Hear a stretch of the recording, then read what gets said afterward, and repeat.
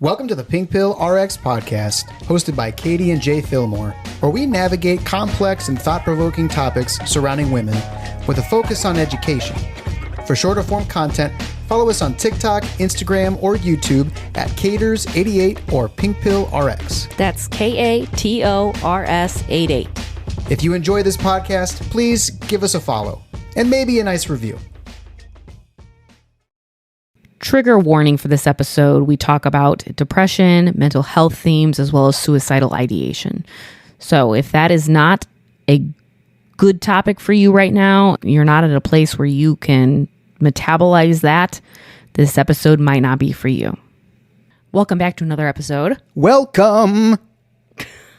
You sounded like, what's his Maui face on Moana? You're right, I did. I mean, that's right. I channeled it. We are very excited because we have something new that we're doing. We are doing an e-course. Yes. And it is coming out in March. It is called How the Patriarchy Harms Men. And boy, does it. Almost exclusively done and led By yours truly. and produced by Jay. Yes, and it has been so enlightening doing all the research for the course. Like, I have learned things that I have not learned in any of our conversations. And I'm a teacher at heart. I was a teacher for 10 years, almost 10 years. And I am so pumped to be presenting this stuff that has been very enlightening for me. It's going to be dope. It is so dope. The idea is that the system, patriarchy, that benefits men also harms them. So it's a course for anyone ready to understand how patriarchy harms men emotionally, socially, relationally, and kind of touches as well on what healing might look like and what beyond the system might look like.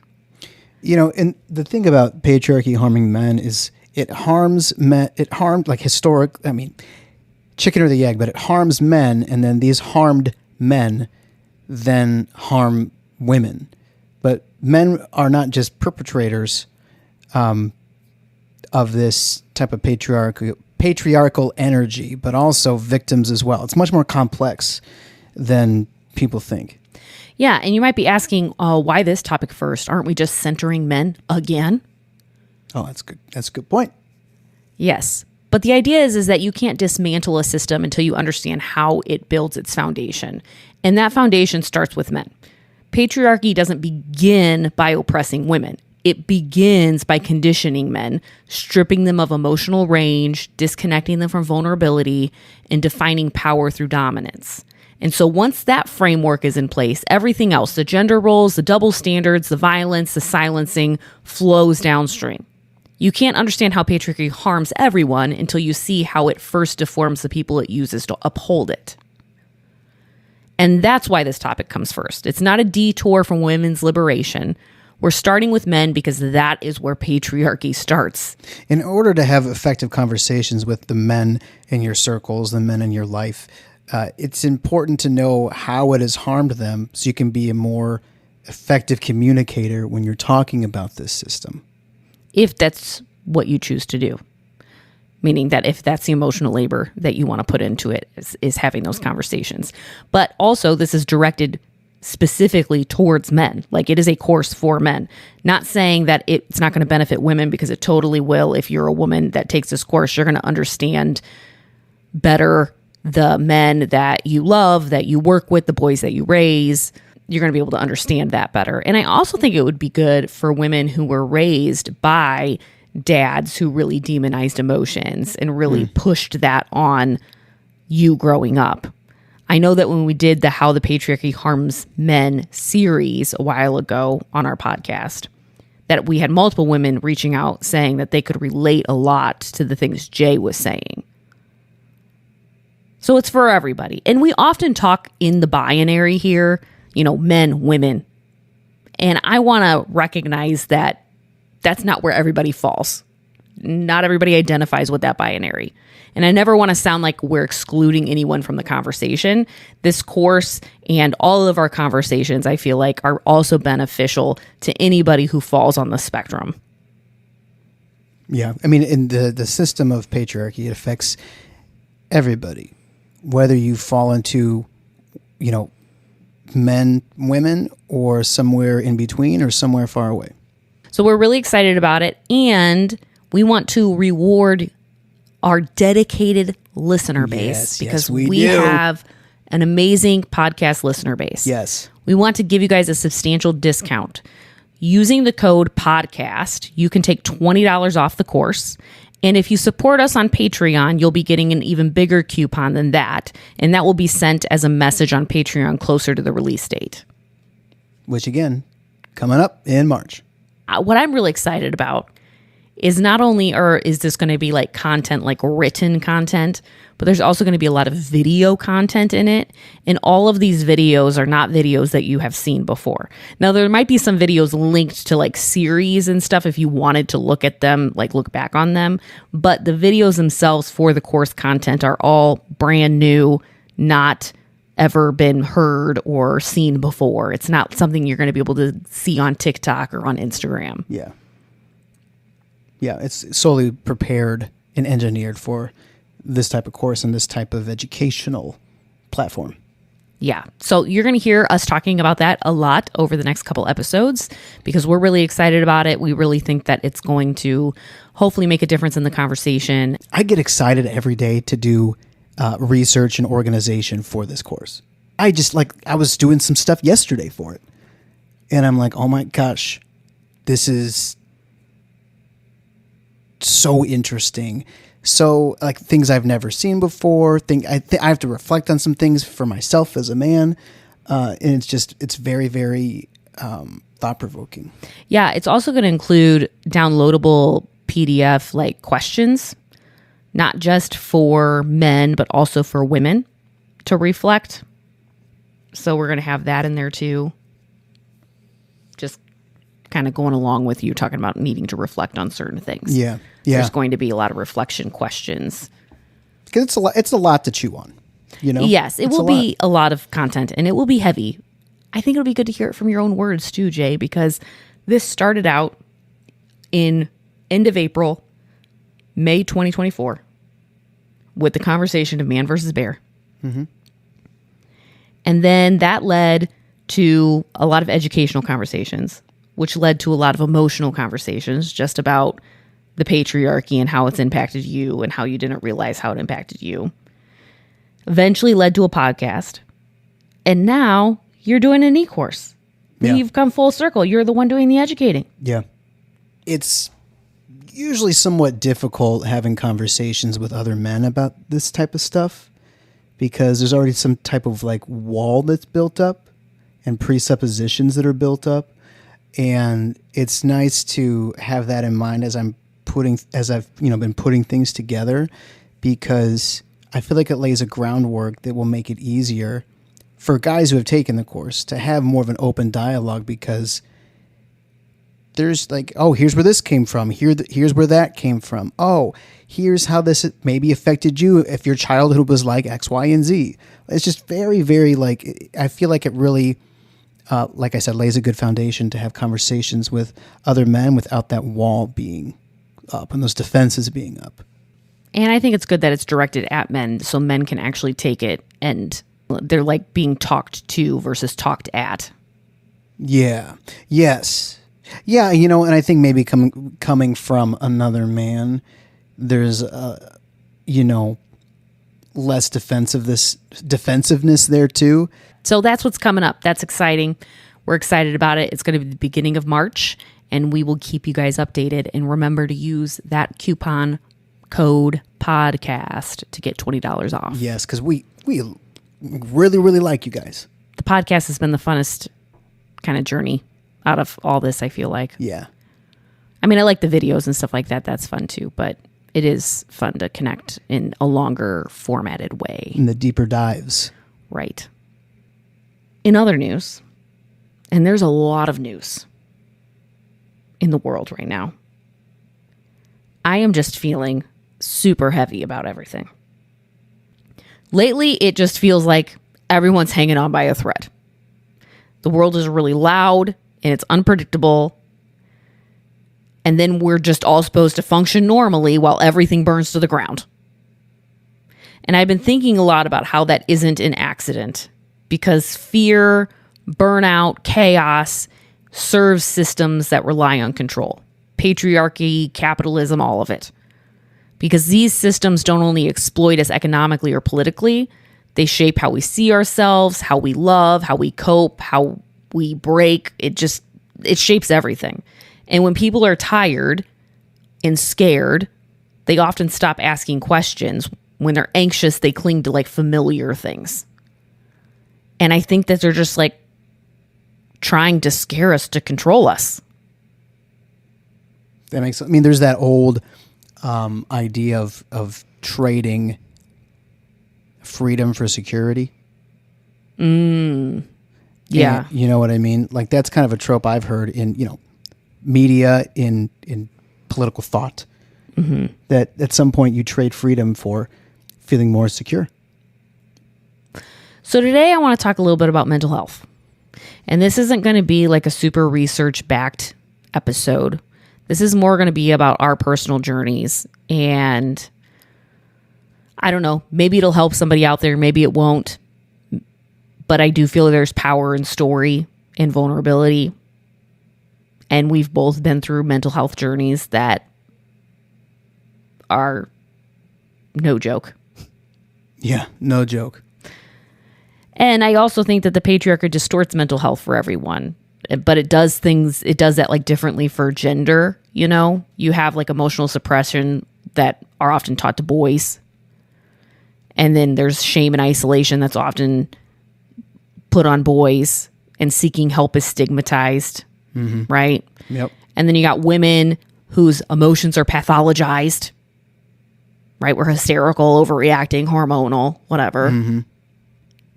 And women deal with a lot with double labor. They're expected to manage their own stress while carrying the emotional labors of partners and children and workplaces. And that chronic stress contributes to anxiety, depression, burnout, physical illness even. Women deal with a lot of gaslighting and a lot of mom guilt that's set up on purpose by the patriarchy. So there's just a lot of like systems in the background that work against us being mentally well. And then you add on top that the political disrest, the dehumanization of people, the terrorizing of people. So I don't know. If you're willing, I would like to discuss our mental health journeys just to share with people. Mm-hmm. Yeah. I mean, could be really beneficial. Do you want to go first or you want me to go first? I can go first. I traditionally in my adult life have struggled with bouts of depression. I've called them funks, where, I'm not sure if it's depression or if it's burnout. I don't really know. I will go to the end of 2021. So for like a year after Katie was diagnosed with ADHD and on medication for it, she's telling me, Jay, I think you have ADHD because X, Y, and Z. And I'm thinking, Katie, no, I don't. I mean, I'm not against that. I don't have any feelings about that, but I don't think that's right. I don't think that's accurate. I don't believe you. And for like 9 months, you're periodically bringing it up. And it turns out, I scheduled a visit with a psychiatrist, and turns out I do have ADHD. I have just come up with, over the course of my life, so many coping mechanisms to where I didn't recognize like the actual symptoms in my life. But Katie could look at me and say, well, you're always making lists so you don't forget. You're always setting alarms so you don't forget stuff. You have difficulty with emotional regulation, being able to regulate yourself when something, throws me off or is very unsettling or disruptive. And then I got medicated for ADHD, and I'm like, holy cow. I could live like, I cried. Remember when we were driving in the car? Yeah. I had my first instant release Adderall, and it took 10 minutes to kick in, and it was like a great big hush.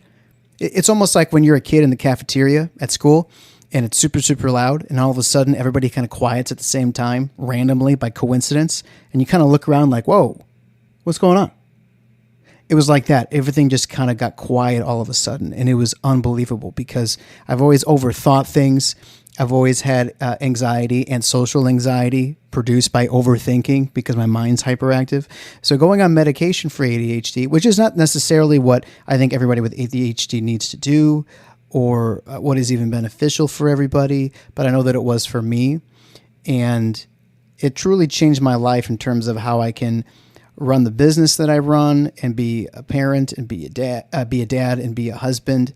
And it's really allowed me to not struggle as much in my daily life to stay on top of things. So that was like end of 2021 into 2022. But then something happened in the beginning of 2023. I like had would you call it a nervous breakdown? I don't know if I'd call it. I mean, it was definitely the most intense emotional release of multiple issues that I have seen you have. Yeah, it was like I've not been the same since it. From about 2018 till 2023, I mean, I just was put my head down and work and get it done. Because I transitioned from teaching into real estate, and there's so much transition over that period of time, and so much I had to learn. Like my brain had to learn so much about electrical and plumbing and flooring and windows and I mean all different types of things. The legalities of owning property and selling property or renting property, and it was a lot. There's a physical toll on my body, and it was just hustle, and it's like my body and my mind finally like gave out in the spring. And I haven't been able to be like hyper focused and hyper committed to work where I'm just working all the time, not taking enough rest, not maybe eating the way that I should, not doing enough like fun and play, like just grinding. I can't do that anymore. And I don't know if it's because I'm more in touch with my emotions now and I notice it, but I just know that like since then it's not been the same. And so I started seeing a counselor. I'd been to counseling before, several years before, and it was beneficial, but I didn't stick with it. It wasn't beneficial enough. And then I went and saw another counselor. This time it was a male counselor. Previously it was a woman counselor, and it was a really good fit. I really liked it. It was more cognitive behavioral therapy or talk therapy. I did that for about 6 months, and it was helpful. And then I was like, I think I'm okay. I think I'm ready to stop that. I just hit a point again in like the spring of 2024, like a year later, where just I'm not happy. I'm not able to enjoy my life. I have anhedonia, which is like it's a symptom of depression, where just nothing is enjoyable that used to be enjoyable, and I really wanted just to be able to enjoy my life. And Katie had just started a different form of therapy that was somatic therapy and internal family systems, or more of a bottom-up approach to therapy instead of just a talk therapy, starting more with what your body's feeling and then moving to talking later versus just cognitively talking about things and then getting down to the feelings afterward. So in starting that, it brought up a lot of things. I mean, a lot of things from my childhood, a lot of things from my present, a lot of things that now in hindsight are very patriarchal that were very harmful to me as a child and as an adolescent quite a bit. Because I was bullied a lot in middle school, like 7th and 8th grade. And I wasn't very athletic. I was I was a bigger kid. There was incessant bullying at school. And I always felt like I was always more like of an emotional, sensitive kid. And that felt wrong compared to my peers. Like there was a lot of stuff going on for me at that time. So I started therapy, which has been very, very helpful for me to process through a lot of things. I thought for a while I might have some type of anxiety disorder, but I think it's more related to overthinking and ADHD and these things I needed to process. I still have to be very intentional with I can't work too much or hyper-focus on work too much. I have to make time for leisure activities that are not just scrolling on TikTok or playing a game on my phone. Like I've really needed to shift kind of how I structure my life. So I've gotten a lot better with like self-care routines, even if that's just showering more frequently. staying on top of vitamins and supplements that I need to. Those things have been very helpful. In terms of how I spend my time, I need to make sure I make time for things that are like slower activities and not like an instant reward activity. So I'll do a lot of drawing on my iPad, reading fiction, as some of you have seen some videos of me reading fiction that Katie's recommended. Even just watching a television series rather than videos on TikTok. So it's like longer than a minute. You know, an episode might be 30 minutes. I've been paying attention more to my sleep habits and things like that. But at the end of the day, like I still do struggle and I still do have bouts of feeling down or depressed or like I just don't have the will or motivation to do today. As a man, is that a scary thing? Because of the societal expectations of, you know, you should be strong and be able to put your head down and you should be able to get it done and you shouldn't be showing emotion and vulnerability is weakness. Not explicitly. I think that that's something that I've kind of worked beyond, but it was a very real feeling for me several years ago. I think now how that shows up is if I have friends that are doing something in their work life that is ambitious, then I'll have internal feelings of, oh, like, should I be doing more? Should I be doing something like that? Or, oh, am I not growing enough professionally? Feeling like, oh, I'm not doing as much as I know should be able to do. And because of that, am I in putting myself and my family in a financially precarious situation? Brings up anxiety about that because, oh, you know, I have friends that are a lot more active in their small businesses than I am. And should I be doing more? So like that type of thing brings up,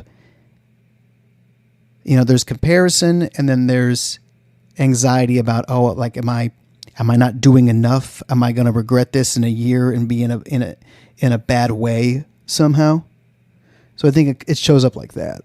But I do think that it's worth noting the emotional work that you have done has, like, if they were to do the emotional work that you have done, they would not be able to hustle as hard as they're hustling.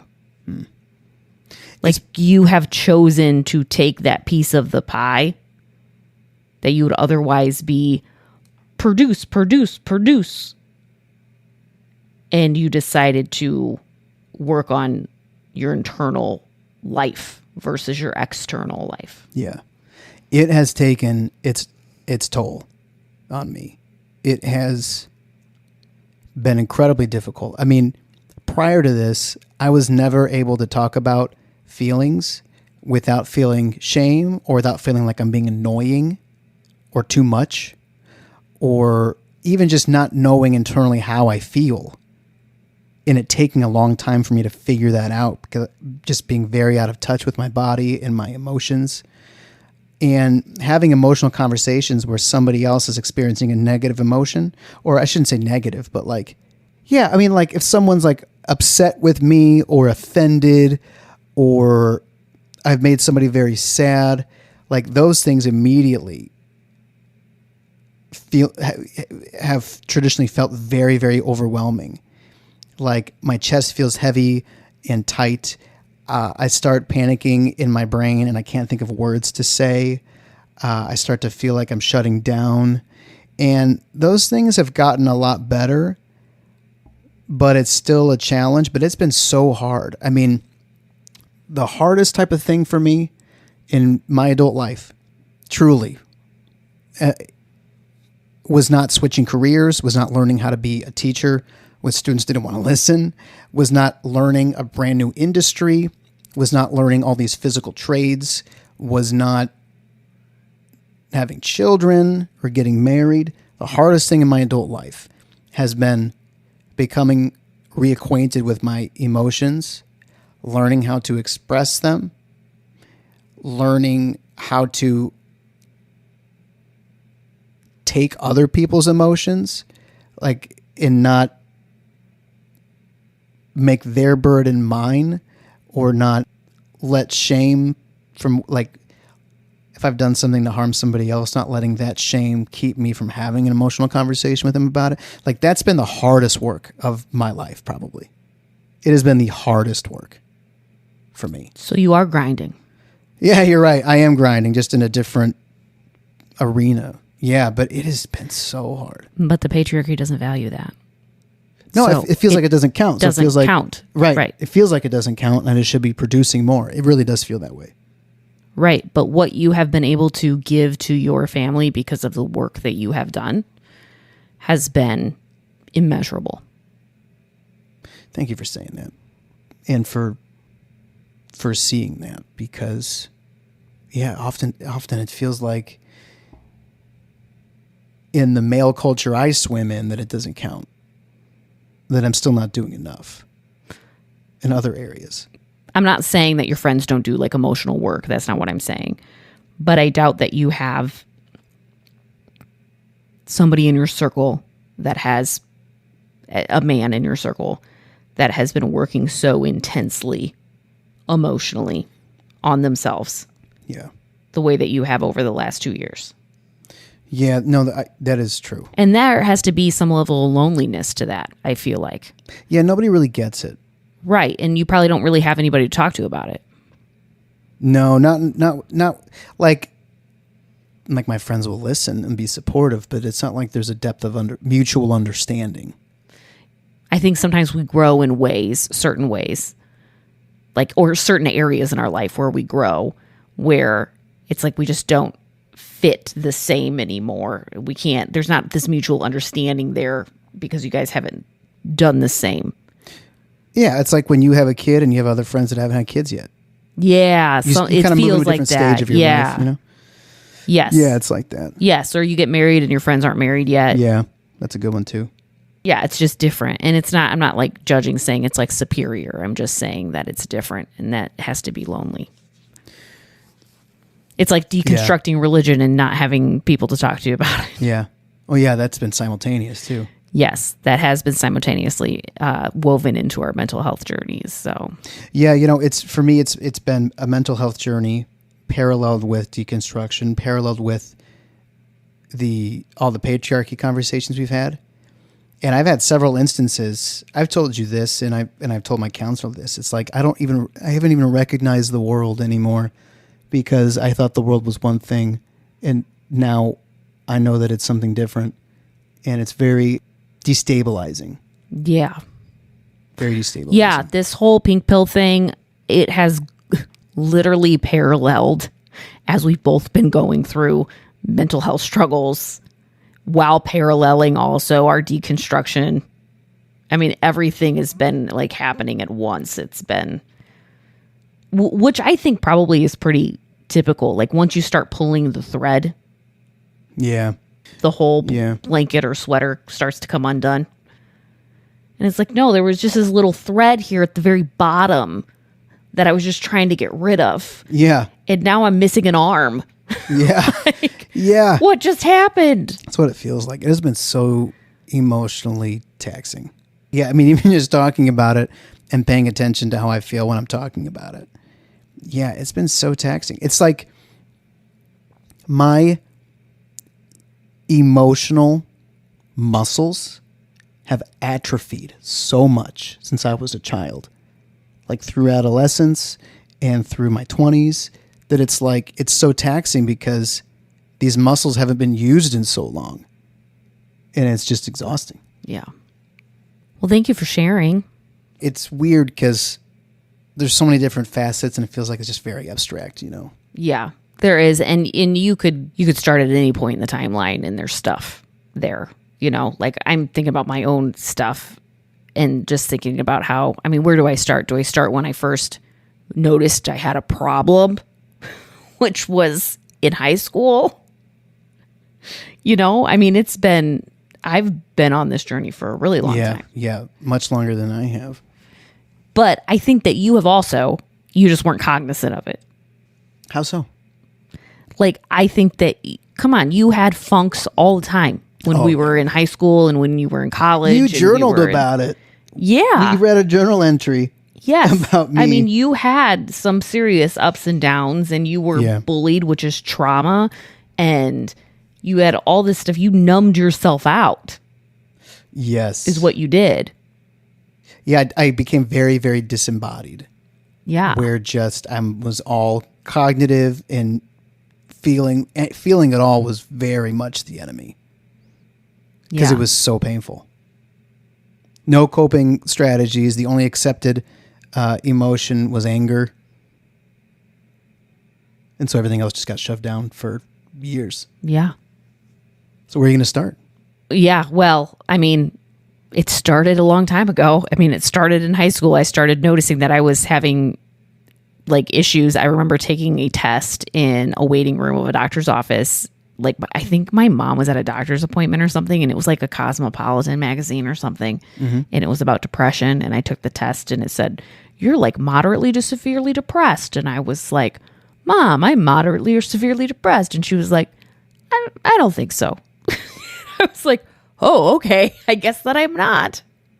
That story is so sad to me. Yeah. Jeez. And I got married really young. You know, my first marriage really young. I was 19 years old, and it wasn't a good situation. It's not something I talk too much about on here because I'm still actively in a co-parenting relationship, and we want to keep that, you know, as smooth as possible. But I definitely was called my fair share of crazy, and that I had lost my mind and I needed help. And he really did convince me I was crazy. Like at one point I was looking at, you know, facilities to be admitted to because I was so depressed and felt so crazy. It's still really triggering for me today. If I hear anybody, man or woman, call another woman like crazy, I instantly am like, You see red? Yes. Like, don't say that to somebody. That led to suicidal ideation.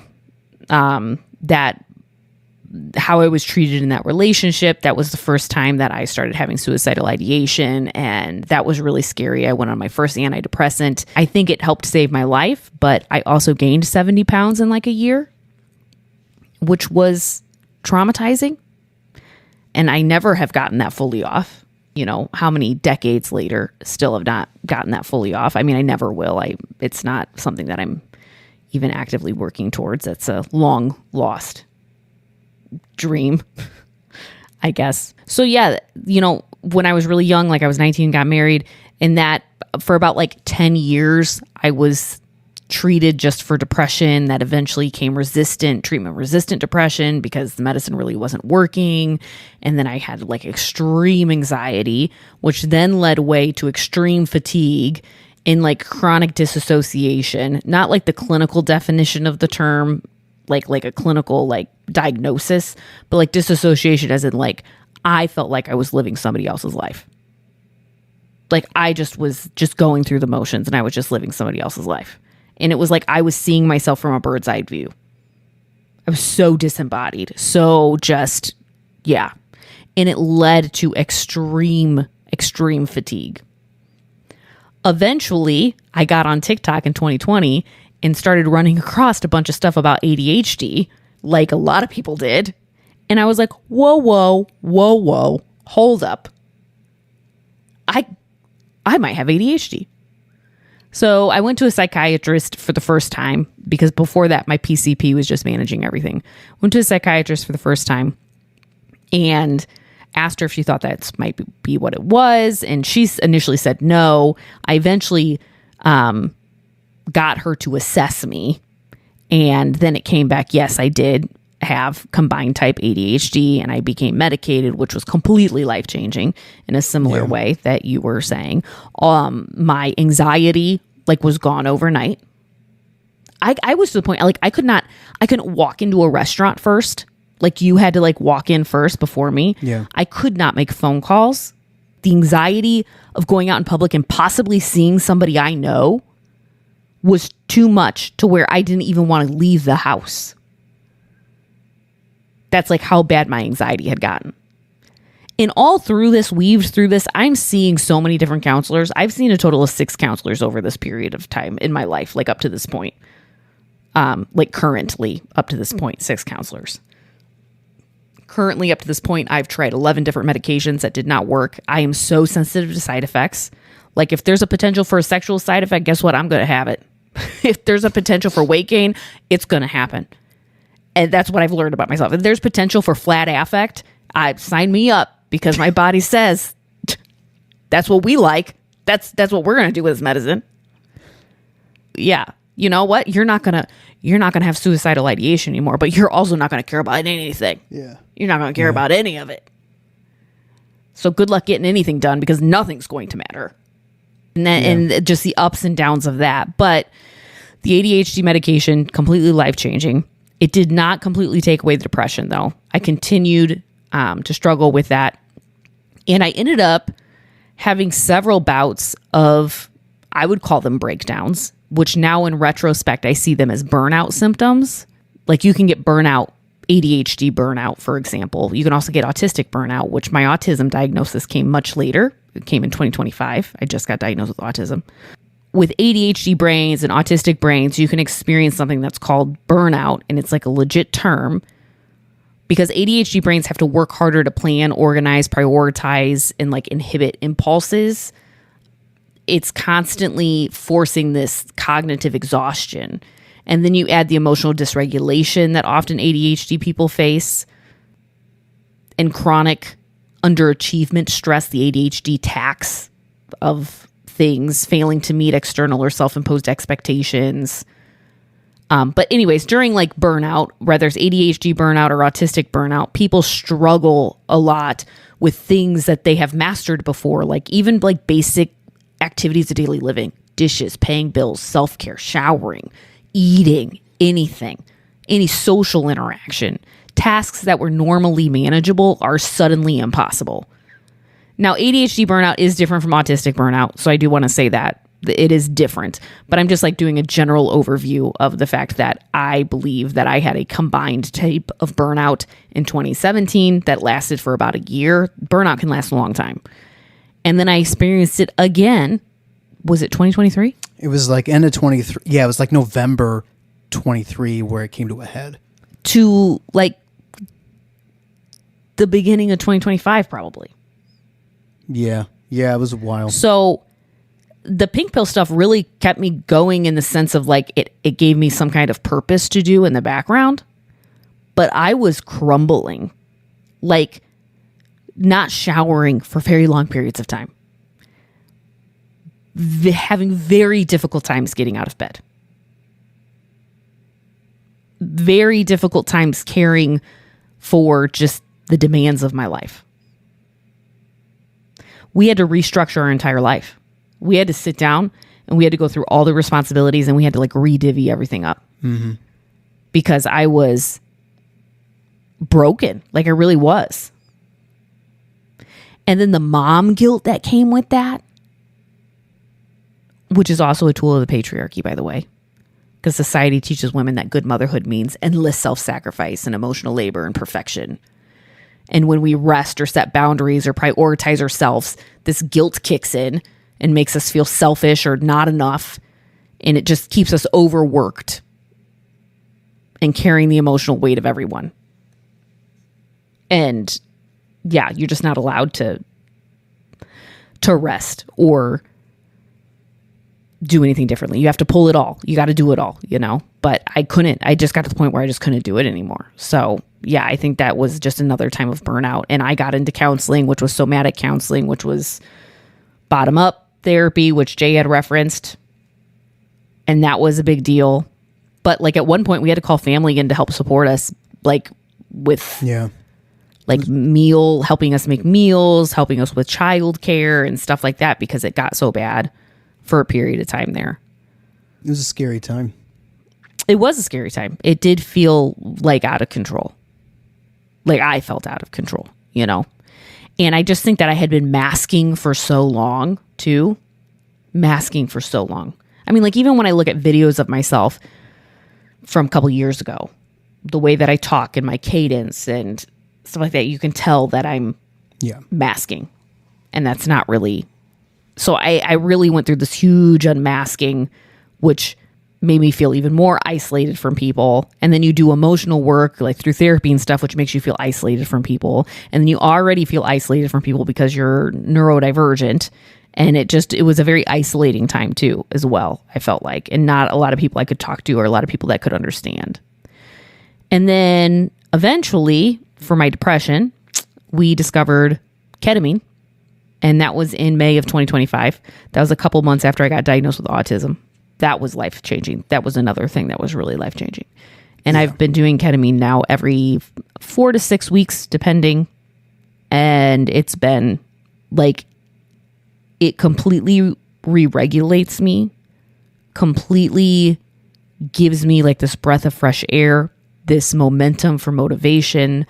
And yeah, it's really hard to describe. I don't even know how it works, really. It just works. From being the person who witnesses it, it's kind of like magic or like something miraculous, because it's like you wave a wand, aka you do your treatment, and then for like a month you're like reset. Like in your nervous system is like reset. Yeah. And it's almost instant. Yeah, it's like wild. It takes a day usually for me, the next day, and I'm feeling so much better. I do think some of the best things I did during my whole journey was I found a neurodivergent counselor. That was huge because there was so much I didn't have to explain to her.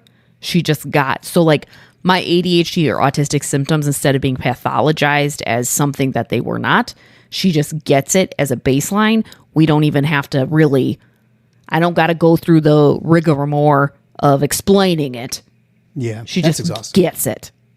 So I found that. I found a neurodivergent psych. So both of these are women, and that was so helpful. I did gene site testing, which if you fail 2 classes of medications, a lot of times your insurance will cover gene site testing to show what medications work best with your genes, metabolize best, or what medications you're going to have more likely side effects from, which is what I really was interested in because I was having so many side effects from the medications I was trying. And weren't all the medications you were trying in your yellow or red category? Yes. So it's green, yellow, red. And so like, yes, all the medications I was trying up to that point were yellow and red. And now I'm on 2 green medications and they're working really well for me. Yeah. But then you got the ketamine too. So that is an added thing. So I did that. And yeah, I just found whatever inspiration I could find to hang on. You know, there was a lot of lyrical inspiration from Noah Kahn. You know, call your mom's song. Don't let this darkness fool you. All lights turned off can be turned on. Held on to that lyric. Yeah. Held on to it for a really long time. Oh dear, don't be discouraged. I've been exactly where you are. It was like Noah Kahn has been my top artist on Spotify for like several years in a row because I've been going through something. Okay. Whatever's wrong with him is wrong with me. That is, yeah. Anyways, that is really, really short kind of synopsis of a very, very long journey.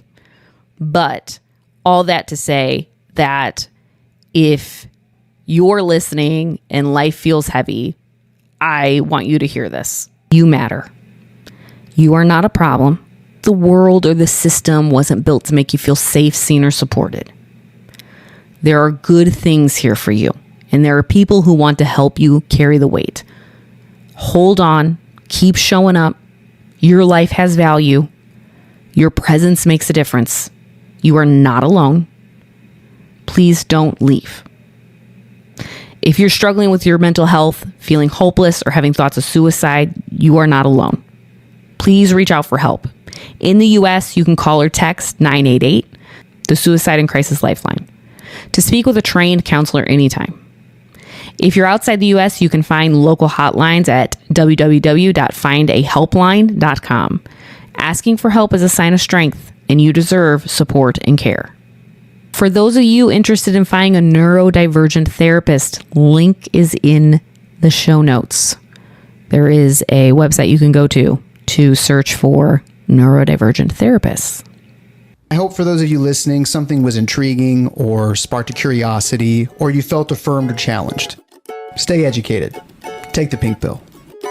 If you enjoyed this podcast, please give us a follow and maybe a nice review.